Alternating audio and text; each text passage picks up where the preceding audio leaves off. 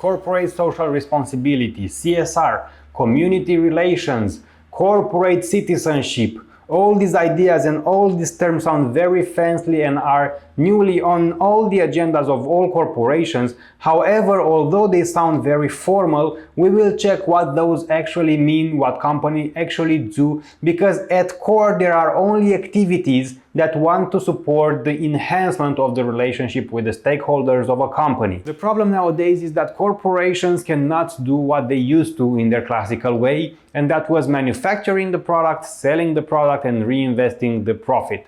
Well, nowadays they need to take care about the communities they operate within, and that is because it is essential for them to have a good image and a good reputation. It's not because they want to do it, it's because they have to do it, because the society nowadays is asking these aspects from them. The difference happened because in the past, people like you and me were not able to express our opinions, we were not having access to information, but nowadays, thanks to social media, to newspapers, to all the news organizations, it's not just that we know what is happening in the society. We might know about the bad practices of a company. We actually can express our opinion targeted against the company if we don't like or we don't agree with the actions, and that can be a huge issue or a huge crisis for their image and for their reputation, and they take it very seriously. In this video we will talk about community relations, that is what the relationship is between a company and the community it operates within,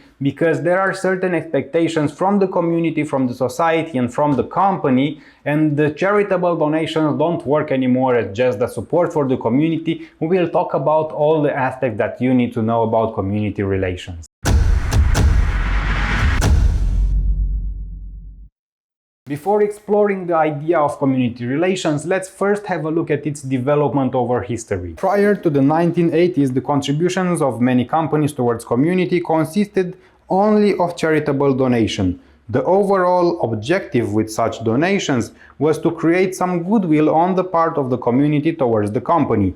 As a result of this development, companies themselves also started to refine their expectations for the community, looking for a motivated workforce. At the same time, employees themselves were looking for companies who have a strong reputation in their community. From 1990 onwards, companies were seen as a citizen and looked at what it did for the community besides the donation.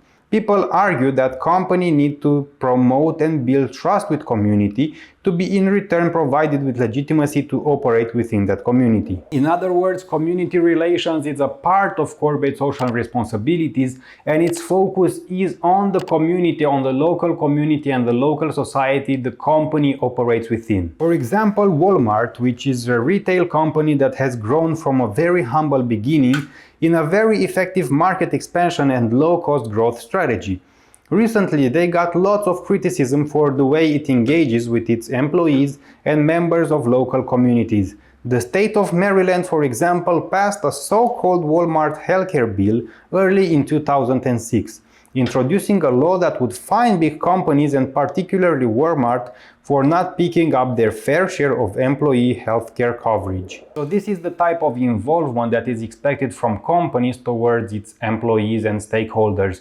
They want to be paid well, good, decent salaries.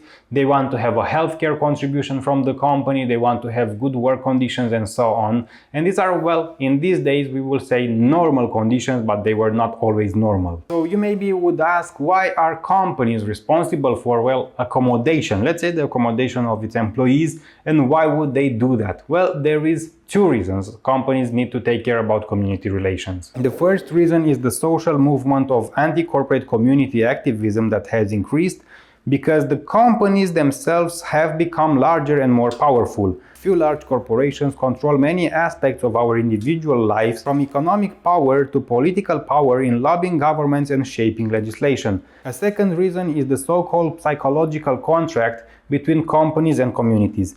People want to live in communities that are clean, environmentally safe, friendly, and socially cohesive. Therefore, when a company enters a community, it is expected to be supportive and to contribute toward the community, supporting its project to be involved in civic business organizations and support community's values and way of life. So, as you already know, community relations is an important part of the social corporate responsibility. Companies nowadays are expected to act as citizens, to respect their responsibilities towards the community, towards the society, have a good behavior toward it. And well, the three most applicable ways that companies found are volunteering, partnerships, and philanthropy. Let's see the definitions of them. Philanthropy is at the bottom figure of the company's charitable donations. There are cash or in-kind contributions to local community causes or charities. While they may be seen as indicating a minor involvement in the community affairs, they do provide a strong symbolic signal that the company cares about the community.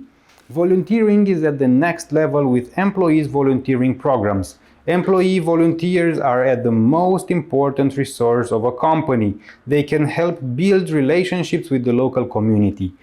When employees are working on local causes or public programs, they act as ambassadors for the company, enhancing its reputations in the company. One example of volunteering is Toyota, that initiated a reforestation project in China, Hebei province, where the environment has undergone considerable degradation. Toyota employees volunteer to plant 500 hectares of land with different types of trees. And finally, partnerships are the third and final element.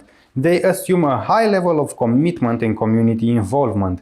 Here, companies engage in partnerships with community agencies and may form alliances with other organizations to address public or community issues around education, infrastructure, and welfare. For example, is Toyota partnered with Japan Alliance for humanitarian demining support in Thailand and Cambodia to provide landmine detection technologies and backup systems that made their expertise and technology available to address issues that affect local communities. This was everything about community relations and what you should know about it. Remember that it is a part of corporate social responsibility, but it only refers to the communities and to local society the company operates within, not at the entire world that it affects.